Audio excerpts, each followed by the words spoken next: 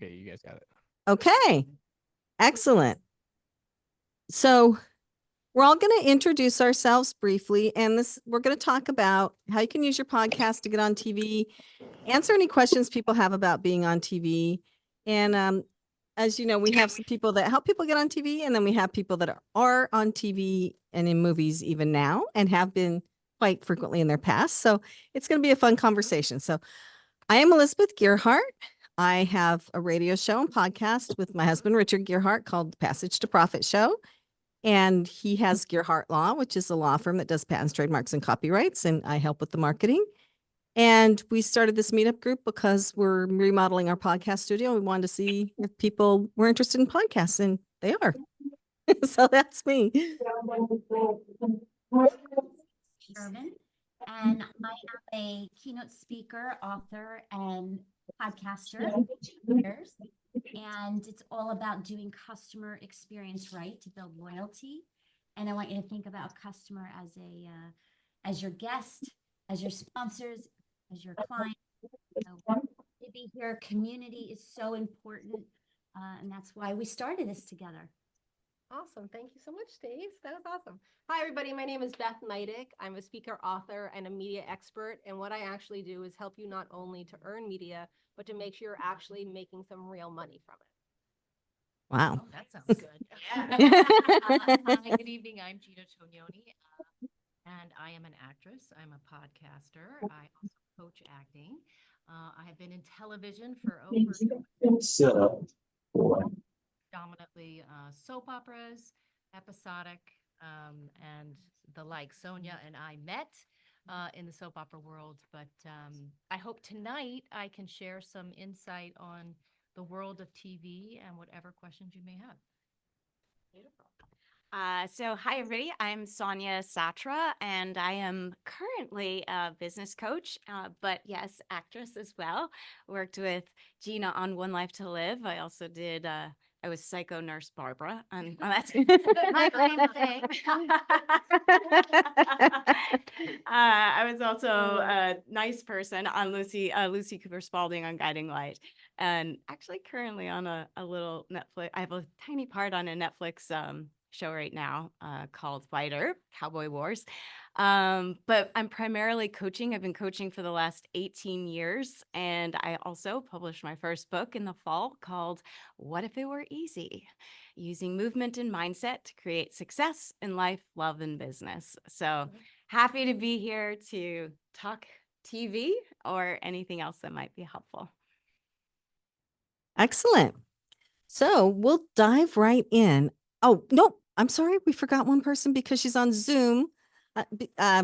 So she was going to be here in person, but Nadja Atwal is with us. I introduced myself, my dear. You missed it. What? I already introduced myself. You missed it. Oh, to the Zoom room, but no, but this, Yes. this is different because I'm happy to do it again, of course. No problem. yeah, because this is different because we have other people here and this is being recorded. So yes, now exactly. Now is the recording. Yeah. And it's so great to be with you. I really wish I could be there in person with you. And I still think it feels like we're all in the same room in a way. So my name is Nadja Atwal. I'm greeting you from New York City, from the heart of Manhattan. I'm a publicist. I'm a commentator on TV. I have several TV shows also. I'm interviewing people from the New York Stock Exchange, but also for Pix 11 and Fox 5. And my specialty has become over the years really elevating others, detecting talent, and making sure that people are mapping out their path to more publicity wisely, because you can waste a lot of time. And also, you need to make sure that you really find your true voice, because there's a lot of showboating around. But as a publicist, for me, it's always very important to see what sets you apart from the rest of the gang, how to elevate that, and then to make sure that we are not taking years, but hopefully months to get you to where you want to get. And that is has been my mission for almost 20 years. excellent. Thank you. So we have some questions here. I don't know if anybody on Zoom has any questions yet, but for everybody, for Beth and for Nadja, we're helping people get on TV. So what is your overall strategy for getting a podcaster on TV? You want to start? Why don't you start, Beth? I'm sorry. You want me to For me personally, you ask me? That's why she didn't hear you. Yeah, go ahead. Yeah, go ahead, Nadja. So what my business partner Dan and I have done early on, we saw that there is such a huge market of podcasts. Now you, Elizabeth and Richard, you guys have really created something that is outstanding, but not everybody is as fortunate. And the market is very saturated. What we are doing is, because we have our own digital TV shows on 2 TV giants, Pix 11 and Fox 5, we're taking people's podcasts and we're flipping them into digital TV shows. So basically no extra work needs to be done.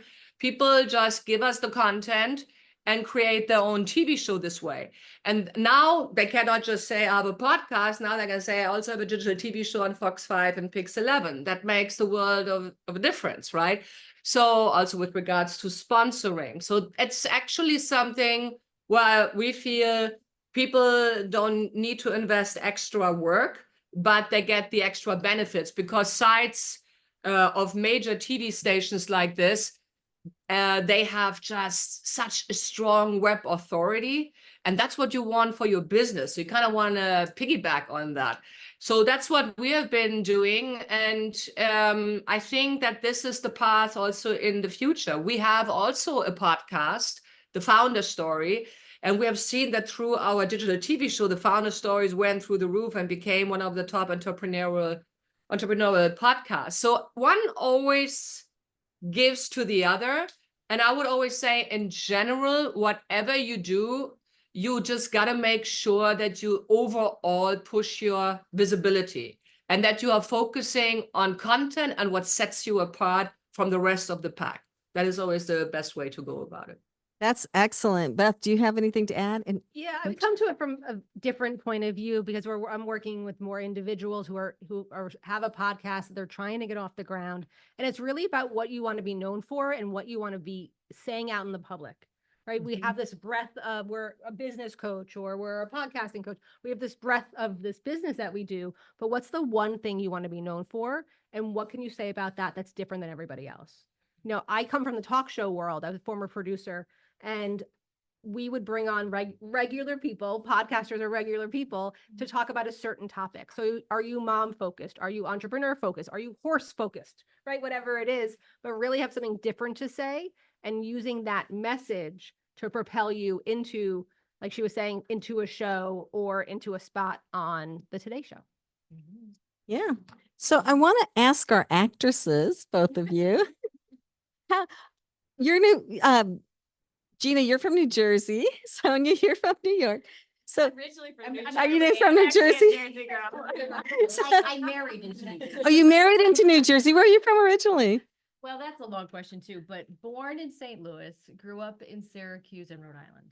And Okay. then when I started acting, it was in New York and LA from there. Okay, so how did you guys break in? And I think you need to talk right into the mic. Yeah. Okay. So like almost like you're kissing the mic. Hello there. Okay, so I'll just jump in. I was 21 years old. I was in high school. I was just graduating. I was 18 rather. And I knew that acting was interesting to me, but I didn't quite know at that time. I met a manager through a pageant. I had done 2 in my life at that point, and at the second one, that was Miss Teen USA. I met my manager at the time. He was managing Halle Berry, and he was a judge at this pageant. And we got to talking, and he said, would you want to give it a shot? I thought I was going to be a journalist. I was accepted into Emerson College in Boston. I really thought that was going to be my route, but by the grace of God, I moved into acting, and I started to study. And I did it from the very basic point of studying with teachers, very good teachers at the time in New York, and auditioning and being really bad and having the courage to be so bad that someday I was going to find some gold somewhere. So what that meant, what that looked like was a lot of auditions. And there were commercial auditions and TV and film, stage. And I was not getting the yeses. And at that time, I was starting to study with another coach in LA. And it was so bad that I was starting to work at a tanning salon to just make some money. And my parents were very much supporting me at the time. God bless them. They essentially, what was going to happen at Emerson, since I deferred that and studied acting, they supported me. And so I had a place to live. And I got so many no's that I decided to go back to school. That was the deal with my parents. If I didn't work in a year, I would go back to school. So I started to go back to school, Santa Monica College, had a small course of classes, and it was around the midterm exams. And my manager called and said, "You've got an audition for One Life to Live. It's a contract role. It's an original part. And why don't you just go and try to audition for that?" Now, I don't think he knew I was going back to school and really ready to shut this down. And I auditioned for that particular role. It was Kelly Kramer on One Life to Live, and I got it. And I think, and Sonia will know what to say about this, the difference and what the alchemy was that moment where you had nothing to lose. And we talked about, I had a conversation just recently, that when you get squeezed in life, sometimes that's the very thing that it takes the squeeze. And don't be afraid of the squeeze. It brings out good stuff. I still to this day, I hate being squeezed. I think we all do.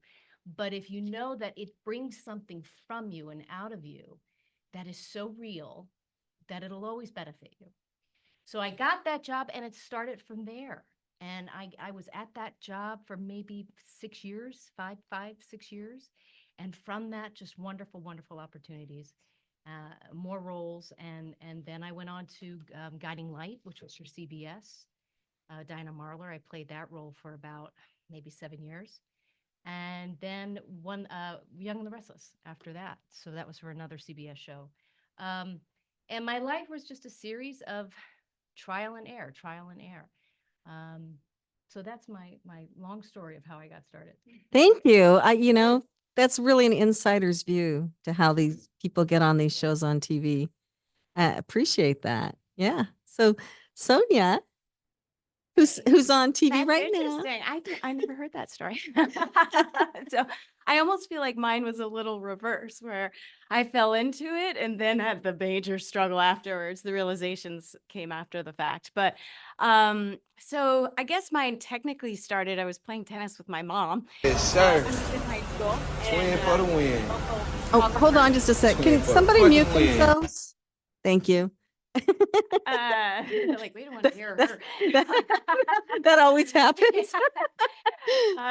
And this local photographer saw me and he was like, "Hey, would you like to do a hair ad?" And it was just a local hair ad. And I was 16 and I thought, cool, free shampoo. Yes, I'll do it. And that was the beginning of even thinking about something. My family was all, professors, doctors, engineers. It was the last thing that was really kind of on my forefront of my mind. But then I went to college, to Rutgers, New Jersey. And I did take a few acting classes there. They actually have a great acting program, but I wasn't a theater major. And I thought, well, it would be cool if I could maybe make some extra money modeling. So I did what I don't recommend, which is look in the Help Wanted section of the New York Times. Do they put modeling ads in there? I don't even know if they still do that. But it's not like advisable to look at any Help Wanted, really. Okay. Can we mute him? What is that? Can you mute him there?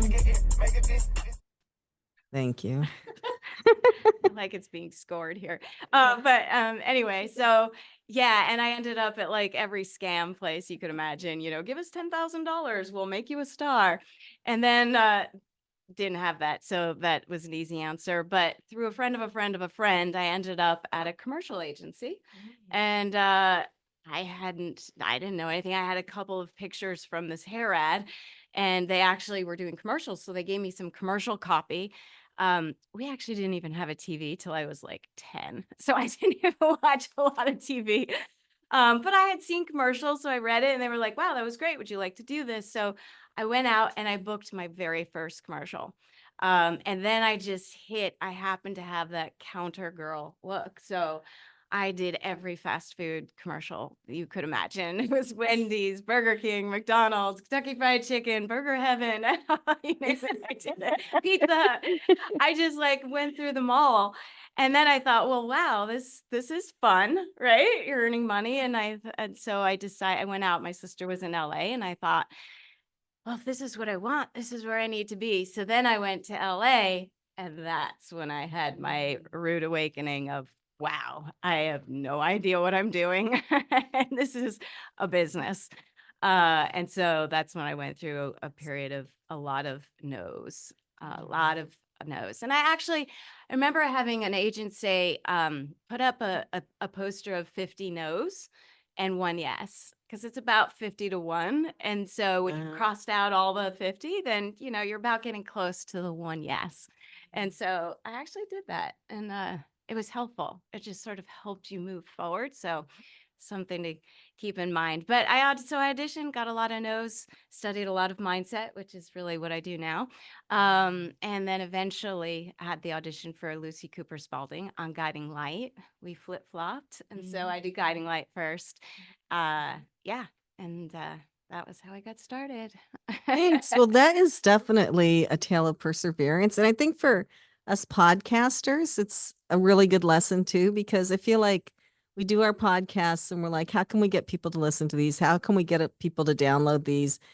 And you just got to keep going, right?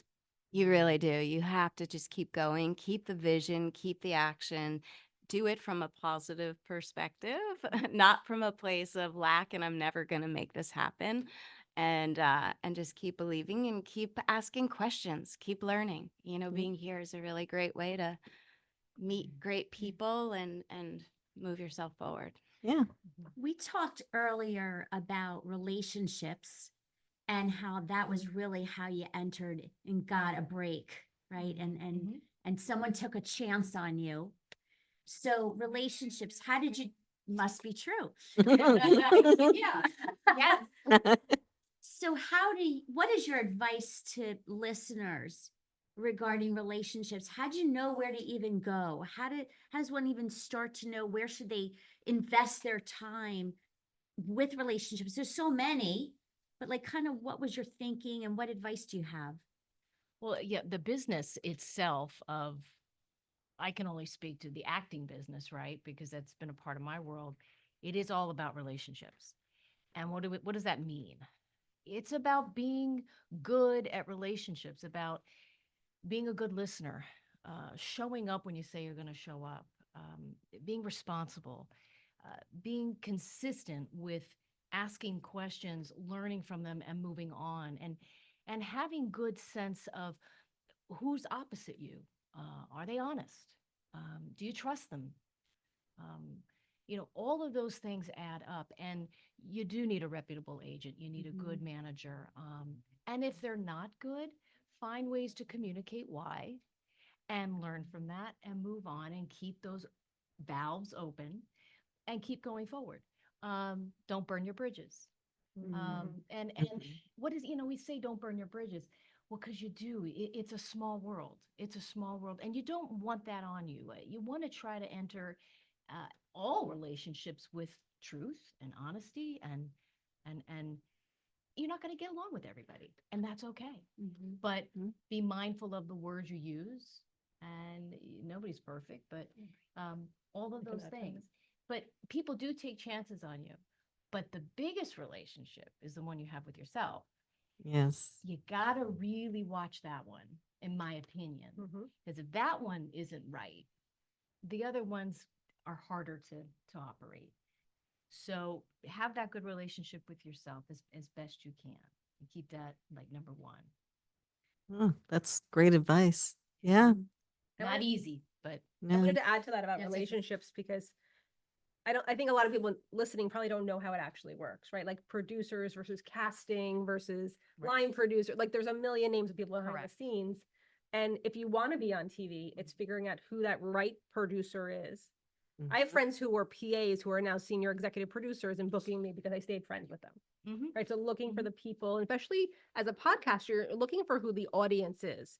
If our podcast is the same audience, then we should collaborate. If our podcasts don't, then we shouldn't collaborate. It's the same thing with TV, morning shows, talk shows, being in New York, we're so available to them. But depending on, because a lot of people say to me, well, I want to be on Good Morning America. And I'm like, why? What's that going to do for your business? Or is it just an ego thing? Just an ego thing, great. Right. But what it's actually going to do for your business, and then understanding who in the media are the people that are going to help you get there. I wouldn't mind being on think Good that's Morning a really America. good point, and Just I your would love to, ego. right? I'd love to just tag on to that because I do think I think sometimes when you're starting, and I know I certainly fell into this trap, there is to some extent there's a bit throw everything against the wall and see what sticks a little bit in the beginning. But I think there can also be almost a desperation behind it where you're just like running, you're just chasing the dragon or whatever the saying is, right? But you're just like chasing anything. And being a little bit more thoughtful, a little bit more purposeful and methodical and really cultivating the relationships that could matter does make the biggest difference. Yeah, I So want you to. don't have to do everything. You have to do the things that really matter. Yeah. Oh, excuse me. I want to give Nadja a chance to weigh in here. It's hard when you're on Zoom. Never. Yeah. So Nadja, thoughts? In general, about relationships, I'm not afraid to burn bridges. If I feel somebody is not a good person, I'm happy to walk away from it. I lived in Los Angeles. I was a talent manager. I got people on shows, and I figured when I lived in Los Angeles, you spend half of the time figuring out who's full of fluff and who's the real deal. The unfortunate truth in Los Angeles. So I thought I had to become very clever very quickly, also to protect my clients in order to find out who's the real deal, who's not. And I think for me, it was the mission to find out, to establish bridges with the right people and to burn the ones with the wrong people very fast. And that's what I did. And so in general, I would say collaborations is always a word that is often used, but I think women still struggle with it, especially, when it's always like this, what I've detected with women. When one is on top and one is on the bottom, the one on top throws her a bone, the one is on the bottom kisses up. The minute they're eye to eye, unfortunately, there is this weird thing of right away having this competition thing going on. Men are better at that. That's what I've noticed over the years. And but then every once in a while, you find these women that are like you, that are not intimidated, that really want the same thing, that have been through the same experience, So I see the, beautiful women, smart. That is, for many women, a threat. That's just the case. I won a national model contest, and it was no picnic for me after that in school. So I can tell you that much. When I became a journalist, I just used my looks to support what my brain had to give. But I had to find collaborations, but also I had to find collaborations with people, with women who wouldn't feel threatened. And I think that is what's for many women a hard thing. And you see that in the corporate world. In the corporate world, I hear it from women all the time. They say it's horrible among women, the catfighting, the jealousy. That I find a very unfortunate truth. So what I would always say is find those rare ones that think like you, that are not insecure, because insecurity is the worst of all traits. I agree. Thank you. Thank you, Nadja. That's what I would say. Insecurity is the worst of all traits, because insecure people can be very detrimental. Yeah, and try not to be too judgmental, I think, though. I mean, yes, I agree with you. But I want to focus more towards like the business end and get away a little bit from the relationship end. I did want to ask everybody, so unless you're like a natural like Sonia and you just get discovered, she's the only person I've ever met. After that, trust me, I did my time. Then do you really need an agent do you need a Beth? Do you need a Nadja? And do you need Yes. No. You There's need no long answer. no. You need The an answer is agent. yes. You need people who can help you get connected. Well, first of all, you're like-minded. You both want the same thing. You want success. But yes, you need good people around you. And their expertise. Yeah, yeah. So I agree that it Right. takes a village. It really takes a village. Oh, I yeah. think it takes a city sometimes. It's a lot. Yeah. The more the merrier that are actually believing in you and working for you. And I was always happy to give my 10%. Me Oh, too. yeah. I was like, yeah, my God, you deserve Totally. this so much, because you're in it together. Yeah. Yeah. So I'm going to pick on Stephen for a minute. So let's say Stephen wanted to get on Bloomberg to talk about financial planning. How would that happen? Not that you do, but I'm just saying that would be a good example. I avoid the media and publicity at all costs, at all ranks. So I would just say, no, I can't do it. Okay, well, let's say his evil twin who loves media. Somebody else. Yeah. How about Valerie? Yeah. Yeah, you do. So she does online cremation. Valerie does. Cool. And so let's say she wanted to go on Bloomberg to talk about part of that is your estate planning or something. 100%. How would that work? You have to have an idea and you have to pitch them, right? And pitching them means writing up an email, finding the right person, maybe looking on your LinkedIn to see if you have somebody in common. You know, there's cold pitching and warm pitching. I'm a big warm pitcher. Everybody knows everybody who knows everybody. You know somebody. Somebody knows somebody. So you can always find somebody. It's that fear of not going to look and find that person, but it's really having a timely idea that's connected to what's going on in the news that their audience wants to hear. Does Bloomberg want to hear about cremation costs? Maybe their audience does. I'd have to learn more. But why not talk about funeral and cremation costs? Maybe something big happened in the news and you can connect it to that. But it's all about the relationship, the idea, and doing it. Excellent. And talking in sound bites. So Nadja, if she wanted to get on Pix 11 or one of your shows, what would she do? Got to be interesting. That helps. Okay. You Well, know, Valerie and, is very interesting. that I always say that, you know, so that already starts with taking a stand with how do you stand out?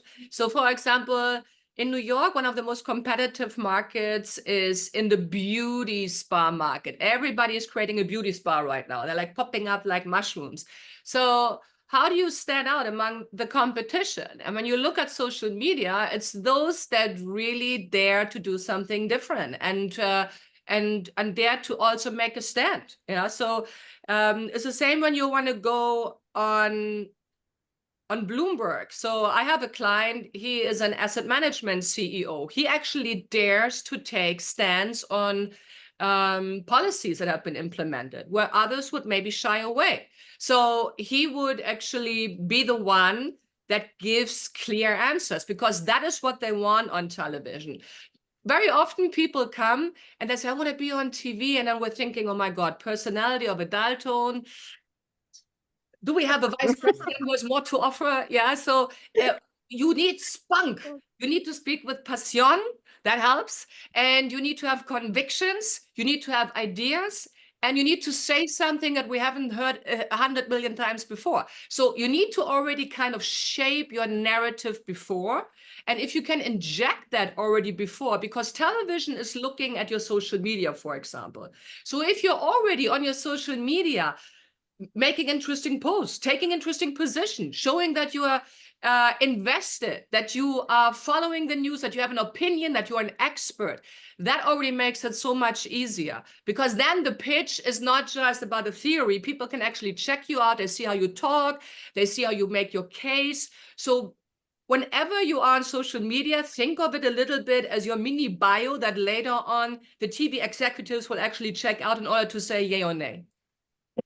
Oh, that's great advice. I'm just wondering, is there any questions on Zoom? Nick, do we have questions from the Zoom group? Yes, we do.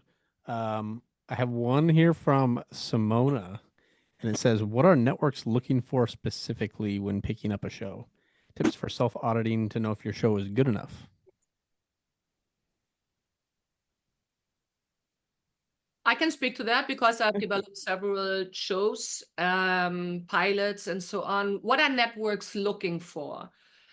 So obviously they're looking for something that has not obviously successfully implemented with a competitor, or something that is different enough so it doesn't look like a real copycat. Right now, I would say networks are always looking for something that tells a story that is elevating in the end.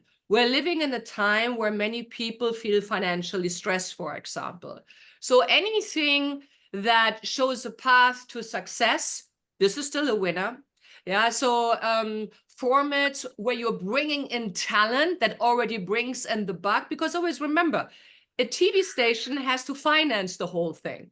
It's just like a movie. And I also have produced movies. When you go into movie production, TV production, the more elements you have attached, the better. That means not just a concept, but already XYZ as talent, like a prominent person who will be on the jury, or somebody who is known who will be on a judge.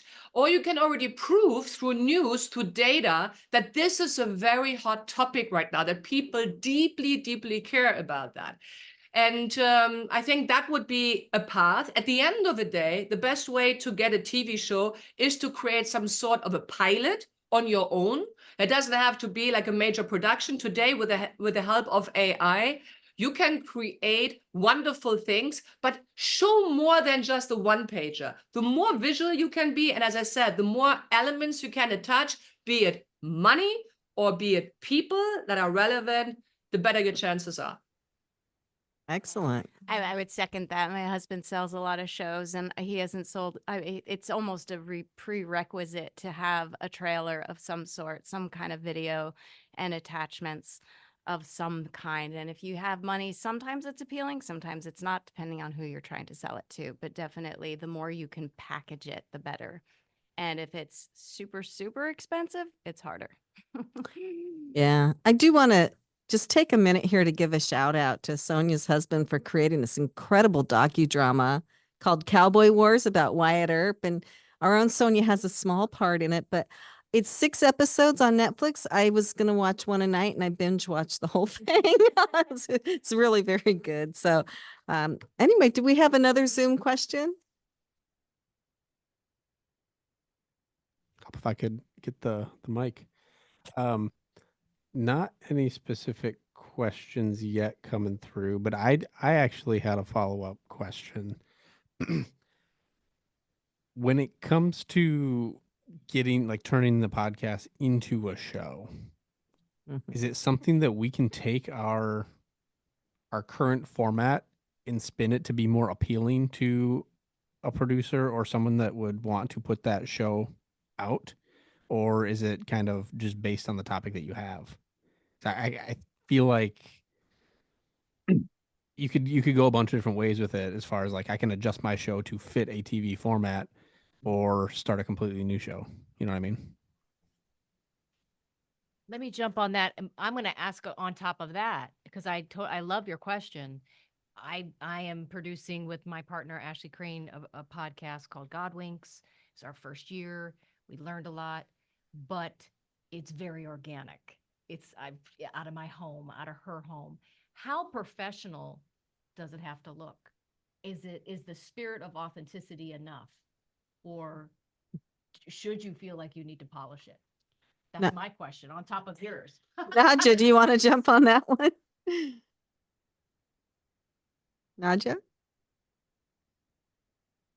I missed the end of the last part of the question.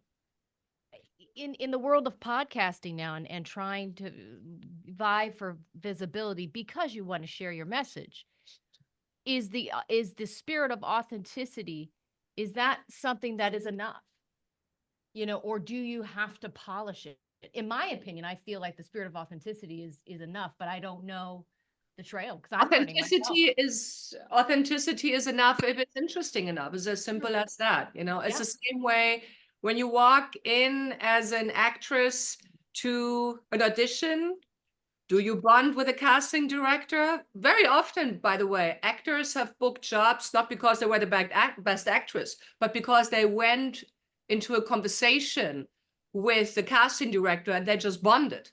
I've seen this numerous times. So it's not always the best actor gets the job. So it's the same here. You need to kind of convey something in your podcast that corresponds.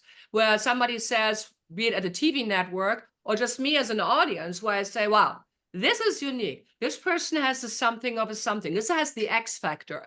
So authenticity can sometimes be boring. Or being authentic doesn't mean it's great. There are a lot of authentic, boring people. Authentically boring people, yeah. Too many. And a lot of authentic, boring people think that podcast. That's a problem. So that's why I'm always looking for the great ones. That's how I found Richard and Elizabeth. But Aw, you're so sweet. yeah, that's true. That's true. You know, so that's in a world full of self-proclaimed superstars, you know, authenticity alone doesn't cut it. You know, it's like when you're going to a model agency and saying, hey, I think I look great. Can I be a model? And then the model agent says, like, Schatzilein, you know, your height doesn't work. Yeah, the whole facial structure, you know, it doesn't work for camera, but I like your confidence, babe. You know, so it's yeah, so that's basically it. You need to give it your best shot. You need to I would say show it to some friends and say, look, guys, be honest with me. This is what I tried to do. Is this interesting? What needs to be tweaked? Is this the best I can put out there? Is this something that you would actually watch? You know, real friends are honest with you. So I would say that is always a good testing audience, you know. And if they say, darling, we love you, but we want to have fun with you in the living room and watch a movie and do karaoke, you know. So I'm going to chime in. Yeah. Whether you're in the acting business or you're in the corporate business or whatever it might be, perception is reality, right? Mhm. So I know for my show, now I happen to have a business show, and content matters, obviously, for all of us. Content matters, content's king, and how you speak, right? All that matters. But at the same time, don't overlook the fact that what is your environment is part of the experience that people are seeing. Sure. So if you have a video show, if you have audio, doesn't matter. But if you have a video, like I have taken every single like corner of the video, my camera, my microphone, what I'm wearing, perception's reality. So now how it relates to TV, well, again, I have to imagine perception's reality. If someone thinks that you are, depends who your audience is, right? So if someone's like real low key in the acting business and they want you chill and cool and whatever, or someone in business who's like more whatever, like just know your audience. Yes. Thank you. Yeah, well, that kind of reminds me. So we go into iHeart to tape the Passage to Profit show, and that's really glitzy and glamorous, and we love it. It's really fun. And I get clothes from this place called Stitch Fix. I don't know how many people here ever watched Scooby-Doo. They actually sent me a Thelma outfit. I'm not wearing that to iHeart, I'll tell you that. Sonia's over there cracking up. But I think that's right. Like you do have to look the part for what you want, right? Know your audience. It's marketing 101. Right. Yeah. Yeah. So we have some other questions here. We have a lot of questions actually. So let's see. So what do you do? So I think Beth and Nadja both can answer this, and you guys can answer too. What do you do if a pitch doesn't succeed? Like you think you've got it perfect and this is what you can do. Do you keep going back, or do you go to a different place, or do you change it? What do you do? Yeah. Is it 50 to 1? Yeah, I was like, successful I would go back to the same place 52. successful pitch is one that gets booked. okay. That's really what it is. And if you think it's so great Yeah. and it's not booking, and I don't mean like you send out one email. I think you've sent maybe, I always say to my clients, send it out 6 times before you move on, because that gives the opportunity for that media person, whoever you're sending it to open your email 6 different times, because we get a zillion emails. So I think the perception of like, well, it's a perfect email and no one picked it up and I sent it out once.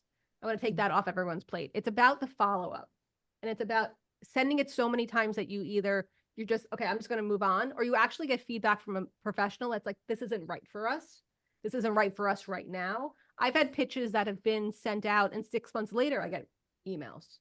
So there's never an unsuccessful pitch. It's when you let it die, it becomes unsuccessful. Mm. But there, on the other side of that, there are pitches that suck. Yeah. Right? Like yeah. I'm so happy that you think it's so amazing, but it's actually, there is a format. You can find them on my website. You can find them all over the internet, but it's really understanding like what that person is looking for because they're thinking about their audience. They are not thinking about themselves or your podcast or your TV show or whatever you're doing. It's actually about, is my audience going to watch this through the commercials? That's really what it comes down to. Because it's a bit like you guys said, it's a business. They have to get you to, the tease has to get you through the commercial and continue watching. Right. So what is that segment going to be about that's going to be allow them to pay to make more money from their advertisers because more people are watching their show?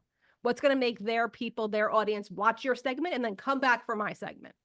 What is that about? And not just that it looks, your bio looks really good on the paper. It's what need are you filling within that? I always say, if you want to be even on a podcast, you want to be on a podcast or a TV show, watch it. What are they not doing that you can add information to? So I'm also a cocktail cookbook author, but I don't drink anymore. So I do 0 proof spirit cocktails. Nobody in morning TV is doing 0 proof spirit cocktails. Guess what I'm pitching? And because I have a published cookbook to go behind it, I have the credibility that allow them to be able to book me on those shows. That's another thing. Yeah. So Sonia came on the Passage to Profit show. That's how we met. And she had just written a book. So a lot of people are writing books and they're using them to get on media, right? Right. So Nadja, do you look for books or do you just look for podcasts when you're looking for people to book? We have a show that's called Between the Pages. It's just interviewing authors. I always find that very interesting. Personally, when people share their new book and share what drove them to write it, so I'm part of a few books with some quotes here and there. I have not written one myself yet.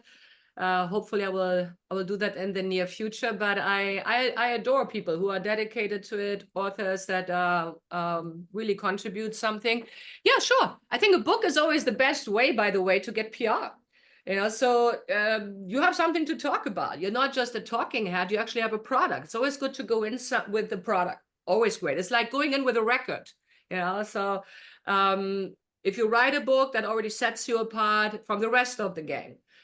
Always try to add on features that elevate yourself, that sets you apart from the competition. Try always to be the biggest fish also in the smallest pond. So yeah, we interview book authors, but I just like to generally hear, and our audience likes to hear from business owners, what drove them. I want to see that these business owners are really in it to win it and that they are passion driven and they speak with passion. That's how you captivate the audience. Yeah, I can speak with passion and I can speak as if I'm about to fall asleep and then I'm losing the audience. So I think it's very important that you just bring in your personality, that you bring in your top game when you go on TV. And it's the same with the pitch. Persistence definitely is key. When I was just in PR pitching people for the cover of Maxim or GQ, I would do again and again. I would alternate a little bit. But I thought, hey, sometimes women are so impressed when the guy doesn't give up, right? One day he sends roses and he sends a card. So there are many women there in these positions. So I think the persistence should eventually pay off. And it did most of the time. So I would always say, don't give up, alternate your pitch. The worst pitch that you can do is a press release. And I said it as an editor-in-chief also. That is the most loveliest pitch, is if you want to get your brand and yourself on, you send a press release, mostly it ends in the trash. And if you really want to get something going, take the time and the love to study which publication, which network do you want to be in, and make the case for it, and take the time and put in the love. So the person on the receiving end feels that you really, really are serious about this and you really care about that. I think that's why you have the greatest chances of success. So for everyone, did you have a follow-up for that? I just was going to say one thing, and you might disagree, Nadja, but I've had a little luck with this. Sometimes sending something too that corresponds to your show that's clever or catchy does help you stand out. I know, I don't know, I was thinking, would an urn work? That might be a little creepy, but you know what I mean? But something that's like, oh, I haven't gotten that before. So yeah, that's a good idea. You really like that idea? Don't want to I know, I get just think creepy, you're but creative, we but do it want could to get work. personal. Right, with something. Alert, but not creepy. Yes. Yeah, don't be creepy, but you know, there might be a fun way of playing with that. Or I know Yeah. somebody had like a lipstick thing and they sent a whole thing of lipstick that was full of lipsticks, you know? I had a publicist at one point who was a brilliant cartoonist, and she used to make these boxes with these amazing cartoons of things that the person liked. So I actually got a meeting with Robert De Niro that way. She sent like a Wow. life-size box of things with everything he loved. It was just the coolest thing, and then filled it with like, I don't know, fun stuff. So it stood out. So sometimes different things like that can also be helpful. Excellent. Yeah. So one thing I wanted to ask all of you is, how important do you think it is to have a presence on YouTube? So we're hearing a lot about YouTube podcasts, and podcasters should put their podcasts on YouTube. Do you think that's part of your portfolio? Do you think people go look for you? The reason I ask is because when we're doing the Passage to Profit show, I look for people on YouTube before the show, like when I'm doing my research for the show that day. How important is that YouTube presence for getting on TV? Very. Like it's like almost a no-brainer. You have to be on YouTube. You guys agree? Like, Agreed. Agreed. right, I'm sure Yeah. Nadia too. Like you have to, no matter what business you have, you should have a YouTube presence. Should you have your own channel, or is it just okay to be interviewed and be on other people's channels? It depends on what your goal is. Okay. Like Nadia was talking about before, if you want a show, you better have your own show, your own channel, your own brand, your own everything. If you want to be on other people's shows, then guest a lot, but make sure they're all in one on your page or your Right. list as well, so that you can look like you're something. Mhm. But it's like, if you don't want to be on TV, then don't be on YouTube. Right. So would you start? So a lot of people are starting podcasts. Would you start your podcast by going on Podmatch and going on other people's podcasts, and then eventually start your own? I mean, Gina, you recently started one. What was that Really- decision process? It started out as a conversation with my partner, Ashley Crane, who is a fellow actress, but has a production background. And and we came up with an idea about God Winks, and we said we would love to have an uplifting show about content that encourages people to believe. And whether they have faith or no faith, when did they know undoubtedly that God walked into their life and changed it for the better? And we hear stories of how people, pro golfers, have used their faith to steady their game.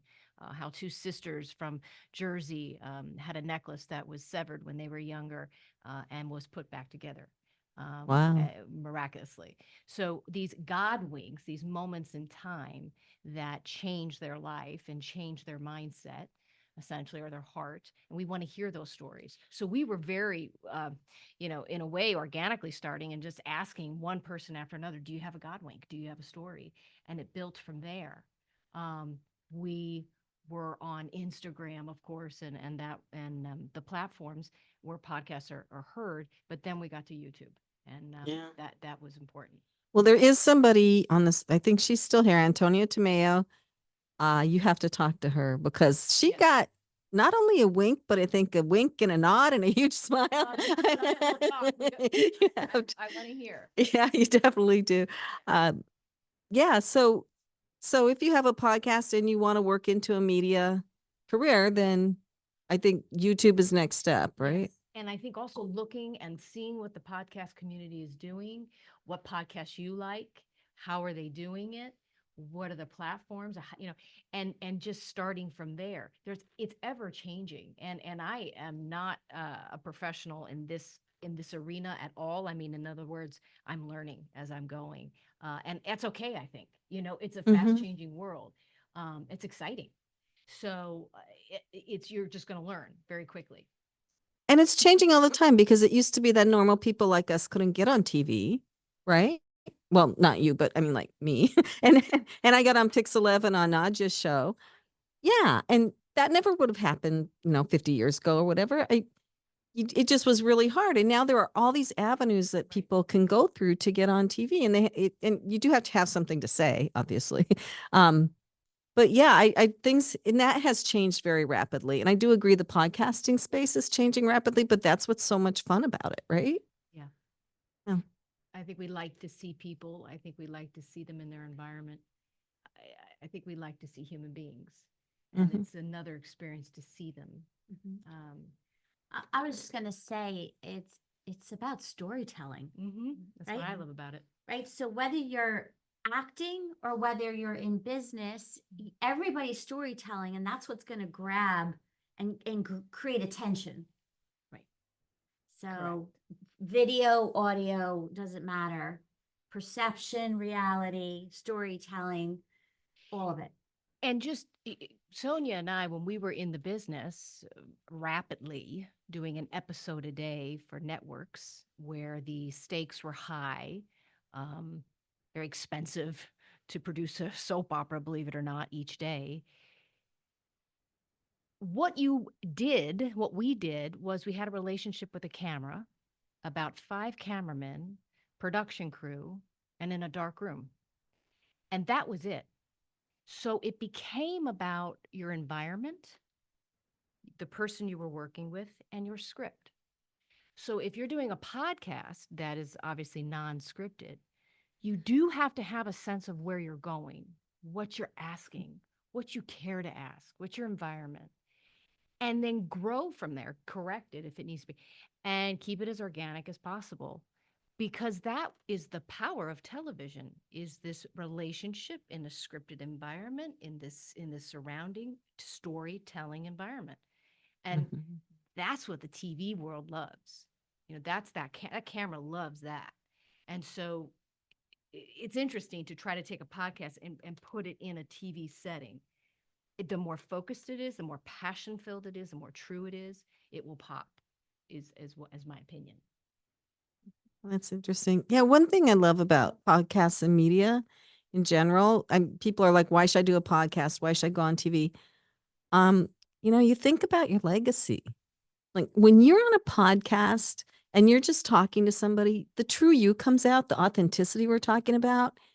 And 30 years from now, your grandkids or great grandkids might be able to see that and know who you really were, right? Like I never knew that about my grandma. I loved her, but I knew her from a child perspective. I never knew her from an adult perspective and what she was really like. And it becomes part of your legacy. That's so So- It is.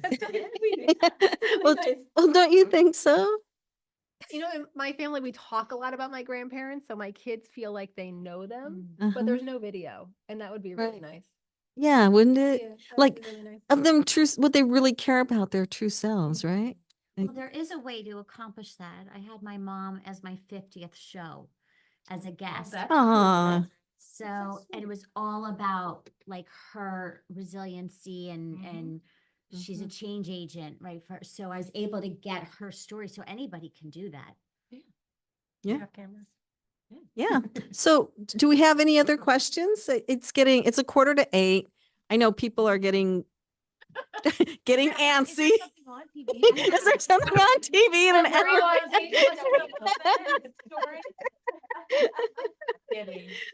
I got a Oh, few I do. questions from Zoom. We have some questions? Okay. So first up, how has wow, I can't talk. How has being on TV changed your life? There we go. Oh, that's a good one. For the better or for the worse? That's up to you. Okay. Yeah. No. I'll and then you get to say. I'll answer. The idea of putting so much of my personal energy into a character that is not me for 5 years at a clip, 7 years at a clip, to walk onto a stage every day and have words that are not from me, but that I am invested in wholeheartedly and responsible for, was a great part of my life. And the real Gina was like in the background. And I had to be very careful to develop her, and I had to make sure that I was always okay. And did I always do that? No. I've had really great people in my life. I have a beautiful husband, beautiful family who always did love me and protect me. But acting is a wonderful, wonderful vehicle to express yourself and to tell a story. But you have to take care of yourself. That's my long answer. I think that's a good answer. I mean, I feel like it was a great blessing. I feel really lucky to have had the experience. It was an adventure, that's for sure. um, I had experiences that I probably wouldn't have had I not had that opportunity, for good and for probably bad, right? I've learned how to manage a lot of rejection. I probably had more rejection than most people, human beings, maybe sales, I'm not sure, but that's about it. Like, so you really you really do have to get to know yourself because you have to figure out ways to overcome that. So I think it was in many ways it was empowering, in other ways it was crushing. But I think at the end of the day, I came out stronger, and I feel very fortunate to have had that experience. I think, I had one story. I'll just share this because I think it's relevant for TV and for podcasters and for anybody that's out in the public, period. But one of the biggest moments for me when I was on Guiding Light, my character was in a rape storyline, which was a big deal. And I did a lot of publicity around that and trying to tell people to get help, etc. Um, but there was one day I got a letter from a young girl who had said, "When Lucy got help, I got help." Oh, I still get teary. I was like, wow, what an impact. And I really think that that's for anyone who has the stage. And so to really take that seriously and to honor it, it's a responsibility and it's a gift. And we can use it for good when we really truly want to. And that's ultimately what I hope we're all here to do. Wow. That's a really Wow. great story. From Yeah. a different perspective, from the business side of it and brand side of it, it's done wonders for my business. Yeah. Because the credibility of being on national TV or being in a large market, like a New York, LA market, which I've been on, it doesn't really matter what I'm doing on those markets. It's that the logos are on my website. I have the film of me being in there. I have film of Drew Barrymore saying, "Up next, my special guest, Beth Nydick." Wow. Hello. You'll see it very soon again on my Instagram. But it's Yay. the credibility that being on all of those placements and having all of the logos that everyone wants to be on or be in gives me the credibility that I haven't earned. And it allowed me to make lots of money, lots of stages, lots of presents. I love free gifts to my house. I'm sure you guys get free boxes all the time. That's my favorite part. But also be able to be seen as somebody who's at a level that can help masses of people with being a media expert and how to help them make 10K from the next podcast interview or create their own show or get a TED Talk or get a book deal. That part is given me the availability to know what that means. And it being in the media for so long, I understand what it looks like behind and in front of the camera, and being able to leverage that and use that for whatever my goal is now. That's awesome. I love free PR. Do we have any other Zoom questions? Yeah, this is a pretty good one, and I think you kind of started answering this one a little bit. But in a world where there are more and more $100 million podcasts, and where YouTube is taking more of the TV viewing source, and where traditional TV is kind of falling, we have streaming, we have YouTube, we have all these things. Is it still totally relevant to make the leap into TV for podcasters specifically? Yeah, I want to give this to Nadja because she didn't have a chance on the last one. I still believe that the brand of established big TV shows are the gold standard. It's also when you go, for example, and you want to publish a book, you go to a major publisher. First question is, are you on TV? If that's a no, second question is, do you have a big social media following? If that's a no, then the third would be, do you have a big email database? Being on US television still has that image, especially if these are television station with magnitude. So yes, and I can speak from experience because when I appeared as a business commentator on Fox Business, that changed a lot for me. It gave me a lot of credibility. I was not just a person who just talked about things that was featured in magazine. I spoke with authority about French election, European perspective on certain US policies. I spoke about polling, pollsters, and that gave me absolutely a lot that otherwise I would not have received. So yes, it is easier to get on a podcast than to get on a big TV station. So if you can somehow use the brand power of a TV station to elevate yourself, do it. Okay, Thank you are for that there, answer. I just wanted to just interject and introduce myself. I appreciate you answering that. I asked this just because we see more and more large size deals, but also large advertisers moving to the Spotify and the YouTubes of the world. We see where even Spotify is selling the media in front of Joe Rogan's podcast on YouTube. And so I asked this, and I'm sure it matters depending on the audience and who you're reaching, who your core audience is. But I asked that question where the eyeballs are becoming, harder to define, a little less relevant, especially as the younger audiences are paying attention to the social video platforms. So I asked it because TV in many regards is the living room. YouTube is becoming TV. We see more and more data that says YouTube over Netflix, over Disney Plus is dominating the viewing source. And so if YouTube does become TV or one of the platforms become TV, it doesn't come to your second point, whether you're on TV or a larger social reach, isn't that becoming more and more the gold standard? Yes, definitely. Streaming has taken over television, according to Nielsen also, especially the younger generation is turning more. I see it with my children. I have two sons, Same. and 12.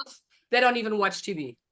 I'm going to force them tonight to watch the debate with me, but they are on YouTube and they give me tips on what's relevant. I learn a lot from them, actually. So that is definitely the world we're living in. Having said that, especially when you're trying to build yourself and you try to establish an image, and also if you want to onboard sponsors, for example, it is that much stronger when you can say, I'm coming with this and this media entity that is a brand everybody knows.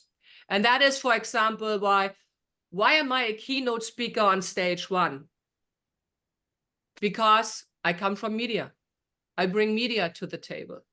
That's I was a keynote speaker at a expo in Miami. I didn't even know I was on stage one. I figured out by accident I was on the cover of the magazine. So that is, it's no joke. I was sitting there in the evening with people, and then we were flipping through the expo magazine, and the guy who was sitting with said, yeah, we have the ad on the back of the magazine. I said, oh, I have this magazine too. What's actually on the front? And I see myself in the middle between the guy from Pepsi Cola.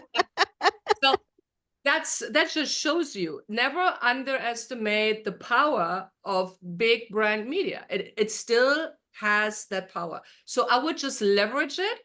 And at the end of the day, of course, if you can use that, if you can use established media, like right now, as I said, I was just featured in Us Weekly magazine. I couldn't even find the magazine in hard copy. They said, no, they're going to the stands. I'm like, I'm in New York. I cannot find one stand with a physical magazine. So I was just downloading it on the freaking app. So now at least I have the downloadable version of the thing. But is it great to be in the print version of Us Weekly magazine? Sure. And especially as a PR expert, media expert, sure. And you use that to elevate all the other things you do. But yeah, streaming is the future, but you need to put meat on the bone. You need to have anything that you can get to make yourself stand out. And that's where the established media still comes in very handy. Yeah. Yeah. Thank you. Yeah. Are there any other Zoom questions, or should we wrap this up? It's 5 to 8 and people are starting to wiggle around and look at each other. Time for happy hour. I gotta get out. So I just want to say thanks again to our panel. Thank you, Nick, for hosting the Zoom part. This has been really fun. Yeah. And we will be putting this on YouTube. on our YouTube channel. It's called Pod Experience. And we'll also send out a recap email. I'll promise I'll get it out sooner this time. And next month, we already have next month planned. Do you want to talk about that, Stace? Yeah, so we are partnering with another podcast, a huge event, much bigger than this, oh my God, Podfest. Just had a Yes, blank. I know. Podfest, and so the owner of Podfest is coming here locally, and we are going to be talking about all the importance of video and ways you use it that can really enhance your brand and your own show. So details will be in the email, and just glad you're all part of the community. Thank you. Thank you. I think that's October 8th, right?